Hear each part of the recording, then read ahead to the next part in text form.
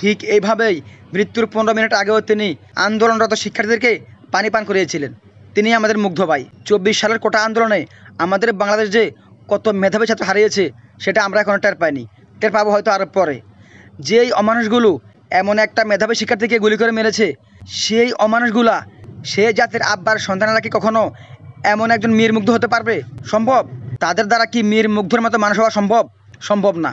মীর মুগ্ধ এমন একটি মানুষ ছিলেন যিনি অল্প বয়সে ফ্রিল্যান্সিংয়ে তার উচ্চমানের ক্যারিয়ার গড়েছেন। তার ফ্রিল্যান্সিং অ্যাকাউন্ট থেকে জানা যায় তিনি মৃত্যুর আগ পর্যন্ত প্রায় 1080টি অর্ডার কমপ্লিট করেছেন। যারা ফ্রিল্যান্সিং করেন তারা হয়তো জানেন 1080টি অর্ডার কমপ্লিট করা এটা বিশাল ব্যাপার। ধারণা করা হয় তিনি তার এই 1080টি অর্ডারের মাধ্যমে প্রায় 60 থেকে 70 হাজার ডলার তিনি বাংলাদেশকে এনে দিয়েছেন।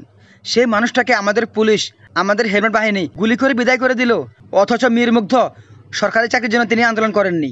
তিনি আন্দোলন করেছেন আমার জন্য, আপনার জন্য, আপনার ভাইয়ের জন্য, আপনার বোনের জন্য। এমন একটা মেধাবী ছাত্রের মাথায় কিভাবে গুলি করলো আমাদের পুলিশ বাহিনী?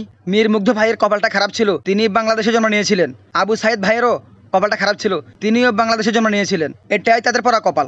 জাতির আব্বার শত শত সন্তান আসবে যাবে, তাদের মধ্যে কখনো একজন মীর মুগ্ধ জন্মাবে না, তাদের মধ্যে কখনো একজন আবু সাইদ জন্মাবে না, তাদের মধ্যে কখনো একজন ফাইয়াজ জন্মাবে না। গোটা আন্দোলনে বাংলাদেশ হারিয়েছে শত শত মেধাবী শিক্ষার্থী, আর আমরা হারিয়েছি আমাদের খুব কাছের প্রিয়, আমাদের খুব প্রিয় মানুষগুলোকে। ইয়া রব্বুল আলামিন দয়া করে আমাদের মুগ্ধ ভাইকে জান্নাত নসিব করেন। ইয়া রব্বুল আলামিন দয়া করে আমাদের আবু সাইদ ভাইকে জান্নাত নসিব করেন। আমিন। আসসালামু আলাইকুম রহমতুল্লাহি ওয়া বারাকাতুহু। সালাম সালাম হাজার সালাম সকল শহীদ স্মরণে, আমার হৃদয় রেখে দিতে চাই তাদের বিজয় চরণে।